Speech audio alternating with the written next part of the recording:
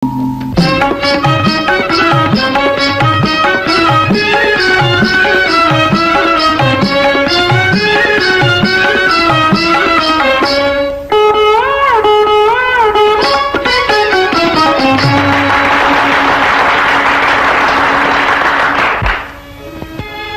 గారు గదిలో ఉన్నారు, వెళ్ళండి అమ్మా.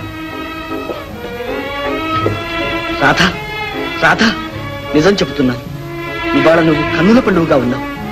నీ సౌందర్యాన్ని చూసి చూసి ముగ్ధులైపోతున్నాను. నీ ప్రక్కన నిలుచుంటే భరింపరాని పారవశ్యం కలుగుతుంది. రాధా రాధా.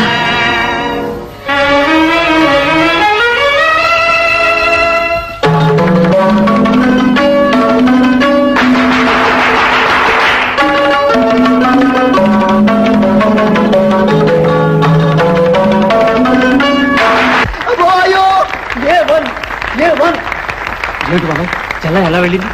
అమ్మాయి సంగతిని విచారిస్తా గానీ నువ్వు వెళ్ళి ఆ కృష్ణం చేస్తున్నాడు చూసిరా.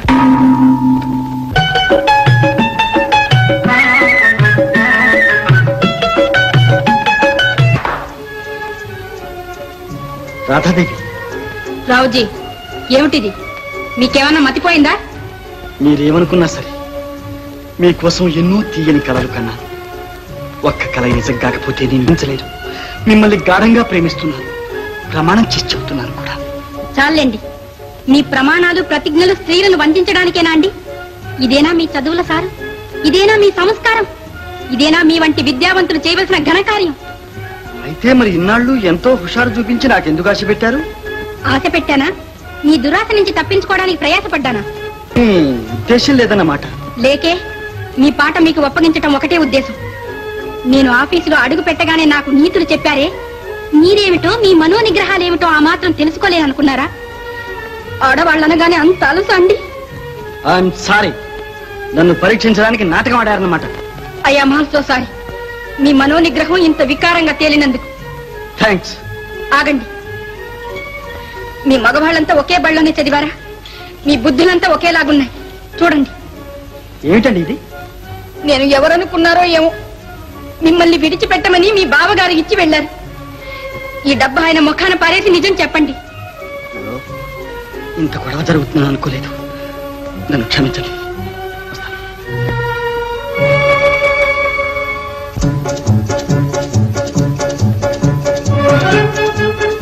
కంగ్రాచులేషన్స్ రాధాది. ఆడవాళ్ళైనా సరే మీకు నా జోహార్లు. ఏమిటండి ఇదంతా? మనస్ఫూర్తిగా మీకు క్షమాపణ చెప్తున్నాను. మొన్న మిమ్మల్ని అన్యాయంగా దూషించాను, నీచంగా కూడా మాట్లాడాను. మీ దోషం ఏమీ లేదు. ఎలా తెలుసుకున్నారు? బయట నుంచి అంతా విన్నాను. మా బావగారు బుర్ర భలేగా మరమ్మతి చేసి పంపారు.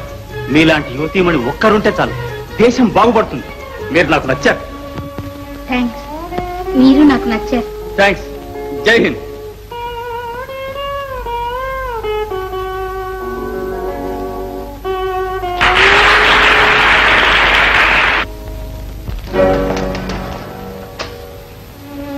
రుక్కు,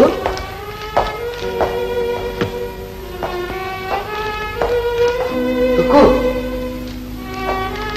ఉషా,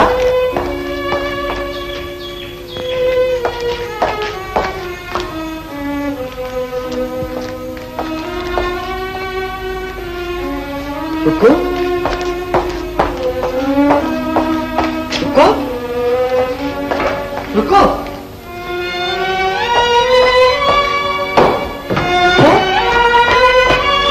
రుక్కు,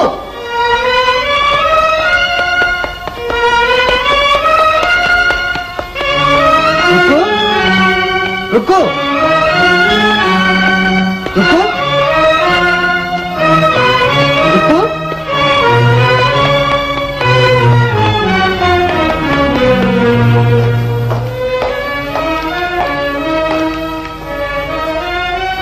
చిత్రంగా ఉంది.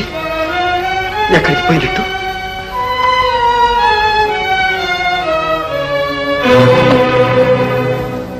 దైవ సమానులైన భర్త గారి పాదపద్మములకు అభాగ్యని రుక్మిణి నమస్కారములు. మన పెళ్లినాడు మీరు ప్రమాణములు చేస్తుంటే నిజంగా నాకు దేవతల ఆశీర్వాదాలు వినిపించాయి. మీకు సేవ చేయడమే నా ధర్మం అనుకున్నాను. కానీ నా దురదృష్టం, మీరు ఆ ప్రమాణాలన్నీ తప్పారు. ఈరోజు రాధాదేవి గారితో మీ సంబరం చూచిన తర్వాత నేను జీవించడం కూడా మీ ఆనందానికి అడ్డమేనని రూఢి అయింది. కానీ పిల్లలైనా సరిగా చూసుకోండి. వాళ్ళు నోరు లేని పసివాళ్ళు. నా మీద విరక్తితో వాళ్ళని మాత్రం అన్యాయం చేయకండి. ఇదొక్కటే నా కోరిక.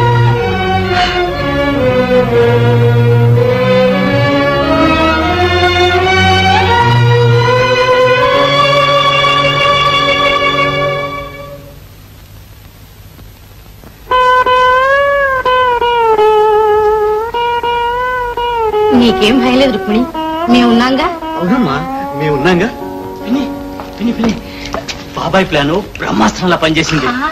ఉత్తరం చదువుకొని బావ హూనం హూనం అయిపోతున్నాడు. వాడికి మాత్రం శిక్ష కావాల్సిందే. ఒప్పుకున్నాను బాబాయ్. రుక్మిణి కోసం వాడు పరితపించాలి. అప్పుడు గాని వాడికి చిత్తశుద్ధి కాదు. అవును. తర్వాత ఇల్లు ఎలా సర్దుకుంటాడో, పిల్లల్ని ఎలా సముదాయిస్తాడో వాడికి దేవుడు కనిపించాలి. అవన్నీ వారి చేత కావు, వారి పనులు కావు. మీరు ఊరుకోండి బాబాయ్, నేను ఇంటికి వెళ్తాను. మళ్ళీ ఇదేమిటి రుక్మిణి? వాడికి ఏదో గుణపాఠం నేర్పించాలనేగా ఇదంతా చేస్తున్నావు. అసలు నువ్వు ముందు ఒప్పుకున్నావుగా. నేనేం ఒప్పుకోలేదు, బలవంతం చేసి మీరే ఒప్పించారు. సరే అలాగే అనుకో చెల్లాయి. మరి ఇచ్చిన మాట తప్పడం మన వంశంలో లేదుగా. కాస్త బాబాయ్ ప్లాన్ సాగని. ఇంతలో కొంప మునిగిపోయింది ఏం లేదుగా. అవునమ్మా. బాబాయ్ అబ్బాయి వచ్చాడు. నాకెక్కడికి పోతాడు చిట్టి తండ్రి?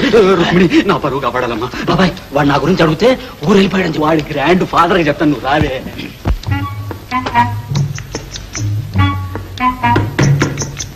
బాబాయ్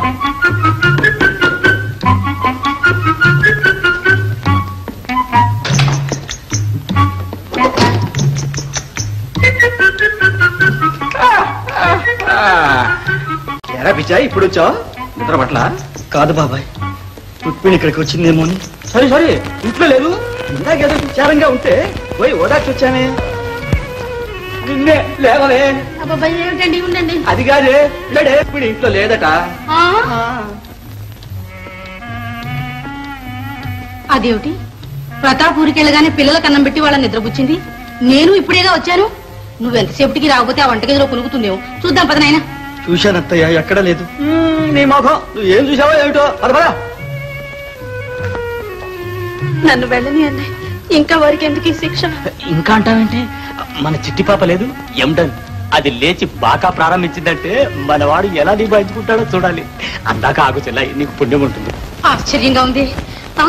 అసలు ఈడ్చిపెట్టి ఎందుకు వెళ్తుంది? అసలు స్టేజ్ లేక వచ్చిందట. నువ్వేమైనా అన్నావరా? స్టేజ్ లోకి వచ్చిందా? నాకు కనిపించలేదే. ఏమో, అక్కడ నుంచి గబగబా వస్తుంటేను మేము వెంటనే వచ్చాం. ఎంత అడిగినా ఏమీ చెప్పందే. అయినా అసలు అప్పుడు ఏం చేస్తున్నారు అక్కడ? చస్తున్నాను బాబా, ఇప్పుడు అడిగితే ఏం చెప్పను. ఏమండి, మీ మాటలు వింటుంటే నాకు చాలా భయంగా ఉంది. ఎక్కడికి వెళ్ళిందో, ఏమైపోయిందో, ముందు అమ్మాయిని వెతకండి.